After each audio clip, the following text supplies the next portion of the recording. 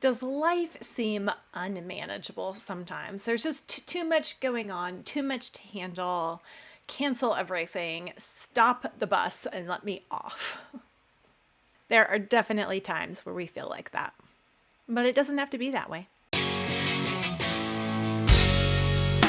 Once, when I had all small children, I felt like I just had too much to do, too many things to keep track of. I was not living up to my own standards. I was not where I thought I would be by that point in my life.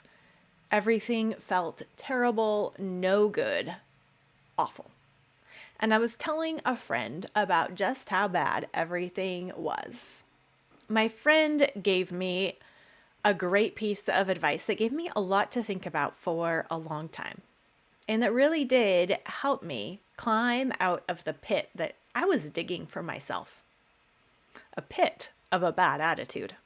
And a few weeks ago, I shared this story inside Convivial Circle during one of our weekly seminars, and I thought I would clip it out and also share it with you today here on the podcast. So grab a basket of laundry to fold and let's dig in.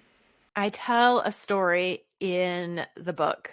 I assume I'm going to be telling a story. We'll see what ends up in the final cut, of a friend telling me at one point when I think it was after baby number 4, and I really was experiencing some baby blues, and it just didn't, I don't know, for some reason it just didn't occur to me that's what was happening. But I was sharing with a friend, an online friend, so it was all through writing. I was processing through writing, which is what I do, and telling her my struggles.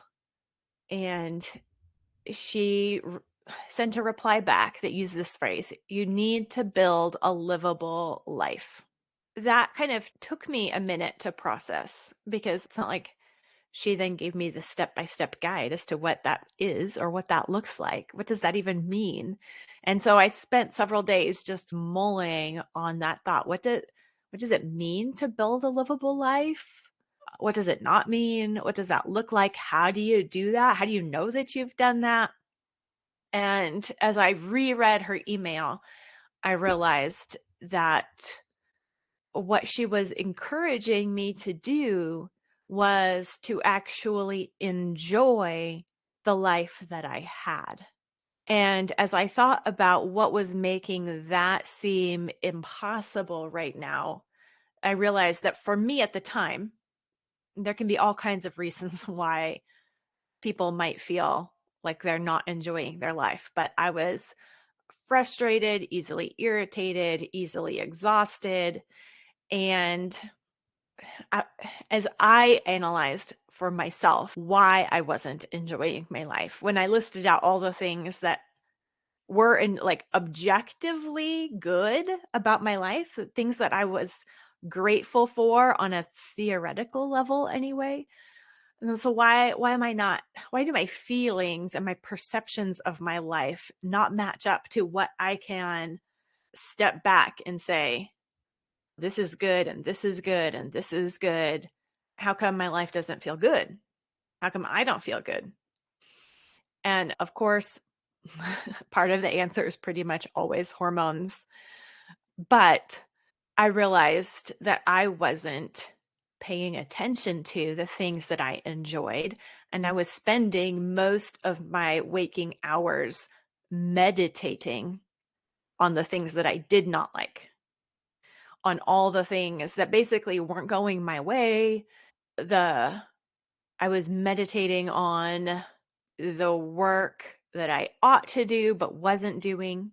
And my idea of what I was supposed to achieve, or the level I was supposed to reach before I was allowed to enjoy my life, was entirely unrealistic. And it's really the other way around. And that's what that phrase, build a livable life, came to mean for me, was that I started by spending time enjoying, noticing, appreciating the good things, and appreciating some of the small chores and noticing the small amounts of progress that I was making and not setting up my expectations or my filters so that I wasn't allowed to call anything done or worthwhile until I would never have to do it again. Like it was done so well that I wouldn't have to worry about it anymore because that's never going to happen. So then I was sad about that. And so the phrase build a livable life for me came to mean think about what life really is and how can you enjoy living life, which is a process. It's not like a level you achieve and then you don't have to put forth any effort anymore. Really, life, living your life includes effort. It's not a bad thing. So, like, how can I reframe the story that I'm telling myself so that I am encouraged in the living of my life instead of discouraged because it was all a mind game at that point and I needed to shift my story. And taking time to do small things that you enjoy and notice small things that you enjoy, even if it's just pausing the whirling thoughts and taking 2 or 3 minutes to appreciate the cup of coffee that you're drinking. Or just deciding it's okay that the laundry isn't done. I'm going to go to the park with the kids and we're going to take a walk and we're going to get fresh air and we're going to enjoy being together. We're going to get out of the house because we're all just squabbling in the house. And it's more important that we live our life together than that this work over here gets done to my specifications. So we just need to hit pause and go and do something that we all enjoy together. And that is just as important in the big picture as finishing the laundry. And we can come back to finish the laundry having enjoyed life, enjoyed one another's company. We can come back and do that laundry with a good attitude. That's going to be way better, way faster, way more edifying and encouraging for everyone than if we tried to power through and grit our teeth and just get through. That's not living or building a livable life. And so that kind of pausing to notice and appreciate things that we enjoy, and taking the time to recognize that we enjoy them, even because if we just move through life without pausing and recognizing it, we end up having a life that is just grueling. And it's not the life that's bad. It's actually the way we're living it. It's not taking the time to just stop and notice. And it doesn't have to take a ton of time.